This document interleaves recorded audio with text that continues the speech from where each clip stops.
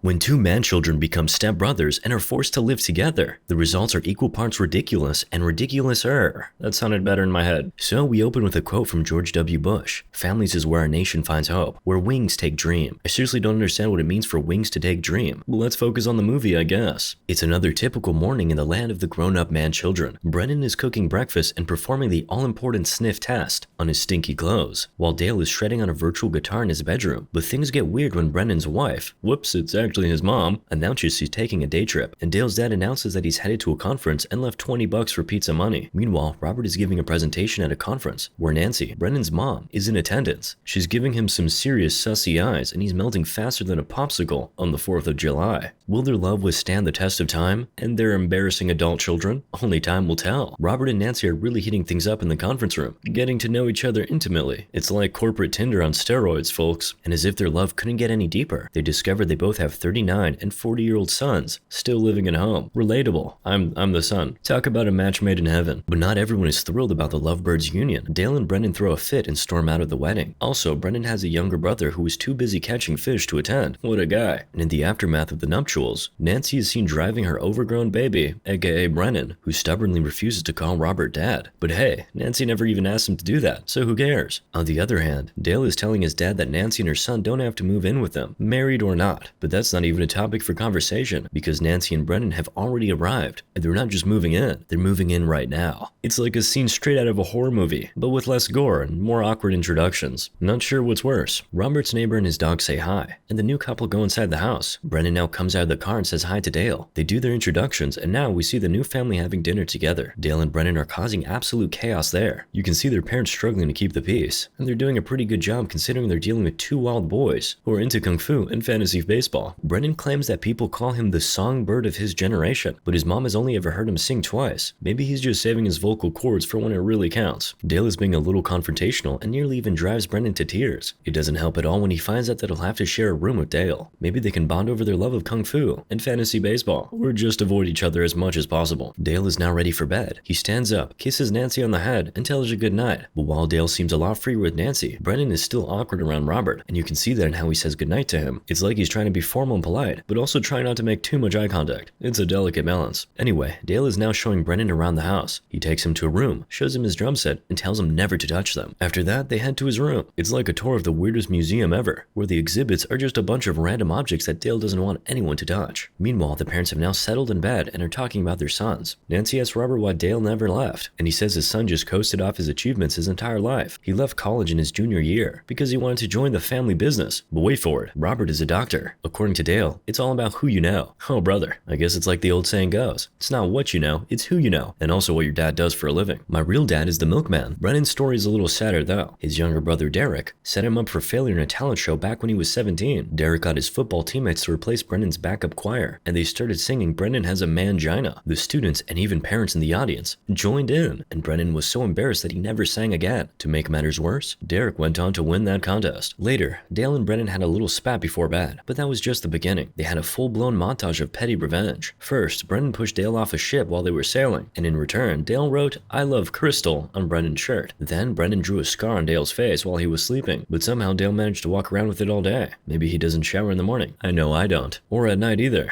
But Brennan wasn't done yet. He snuck into Dale's sacred drum room and started wreaking havoc on his beloved drum set. Dale knew something was up when he returned and confronted Brennan, who denied everything and even got angry at the accusation. To really rub it in, he went upstairs to put his family jewels on the drums. He took rubbing it in literally. Of course, naturally, this led to a full-blown house-destroying, neighbor-dog involving fight. It was all in good fun though, right? The epic battle raged on for what seemed like an eternity, much to the delight of the nosy neighbors. Things got so out of hand that Nancy had to leave her job to come break it up. But as soon as she arrived on the scene, the dog attacked her. Robert, who was on call at the hospital, raced home to try and put an end to the chaos, only to find his son and stepson bashing each other's brains in with golf clubs and baseball bats. But somehow, the violence brought them closer together, because when their parents walked in, they were sitting on the couch with ice packs on their heads, watching TV like nothing had happened. Robert scolded the boys and told them to go get jobs, then took away their TV privileges for a week. That night, the stepbrothers started sleepwalking and causing all sorts of havoc around the house. Even in their unconscious state, these boys were a handful. Their parents wake up to the pandemonium, and they can tell it's their mischievous sons. Nancy starts bawling, but Robert calms her down and says they'll be gone in a month. She later goes upstairs to wake them up. She tells Brennan his little bro is coming today. We now see Derek and his seemingly perfect family driving to the house in their fancy Range Rover, doing some a cappella in the car. The a cappella actually sounds decent, but Derek is still an absolute jerk. He's really being a massive ass to his wife, and you can see she's had enough. I already can't wait for this dude to get his comeuppance, and he almost does right now, but he manages to sort her out of the way of this oncoming vehicle at just the right time. Real shame. They get home safe and the whole family's having lunch together. Derek is going on and on telling stories about himself, like every self-absorbed jerk you know, and Robert is absolutely lapping them up. You can see from his eyes that he wishes Derek was his son. This man is grinning like an idiot. In fact, he's blushing like a little nerdy boy who just got a hug from his crush. Even his wife says he has never heard that laugh before. While all that chaos was happening below, Brennan decided to hide out in the treehouse like a wise and savvy squirrel. Dale decided to join him up there, probably hoping to avoid any drama. Meanwhile, Robert was still basking in Derek's presence, and Derek let him know that he could help sell his house for an exorbitant price. Robert was thrilled, and probably started falling in love with Derek right then and there. Unfortunately, Nancy wasn't too keen on the idea of selling the house, but Robert didn't care, because he was too busy swooning over the love of his life. Sorry Nancy, but it looks like you're out of luck. Eventually, Derek made his way up to the treehouse, and started boasting about how he made over $500,000 last year, is the VIP of a big helicopter leasing company, and has a set of rock-hard abs. In fact, he hasn't had a carbohydrate since 2004.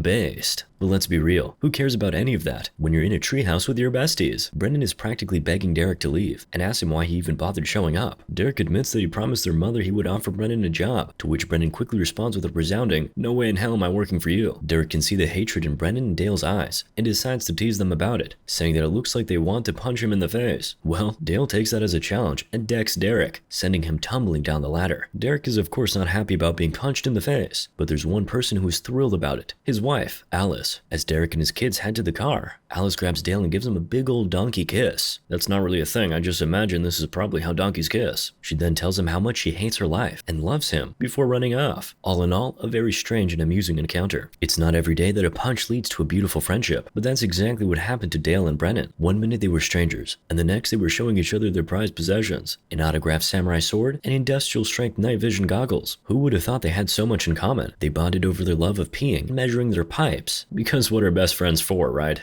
All guys do this, right? Nancy was happy to see the boys getting along, but Robert had a bad feeling about it. Little did he know, their friendship would soon be put to the test when they decided to build bunk beds. But these guys were no carpenters, and before you could say timber, the beds collapsed, and Brennan was left sandwiched between the death trap. Fortunately, he was only left with a little cut. The next morning, job interviews are up. Finally, the boys strut into their first interview dripped out. They decide they'll be interviewing as a team. Yeah, good luck with that. Despite their best efforts, no one wants to hire these buffoons. That is, until Seth Rogen comes along. I mean, who else would take a chance on these jokers? But just when it looks like they finally landed a gig, Dale lets out a fart so heinous that it makes Seth change his mind on the spot. Apparently, the fart was so potent that Seth could literally taste it. Gross. After a series of rejections, the boys decide to take a different approach. Brendan claims to be a world-class singer, while Dale boasts about his drumming skills and marketing prowess. Their grand plan? To start their own entertainment company, dubbed Prestige Worldwide. I'm sure it'll be a huge success, or a complete disaster. Either way, I'm here for it. And they want to go home and start right away, but Dale asks that they follow the long way home, because he's scared of a bully on this route. I promise you, you won't be able to guess what this bully looks like. It's literally just a 12-year-old boy and his friends. Brendan tries to act tough, but the kids totally dominate them and make them lick dog poop. They make it home, bawling their eyes out to Nancy. Meanwhile, Robert has made plans with the love of his life to sell the house and sail around the world on his boat, but not before Derek can rub it in his brother and stepbrother's faces one last time before he leaves. After Derek's departure, Robert drops the bomb that they're putting the house on the market, and he and his wife will be setting sail on his trusty vessel. Talk about rough seas for these poor guys.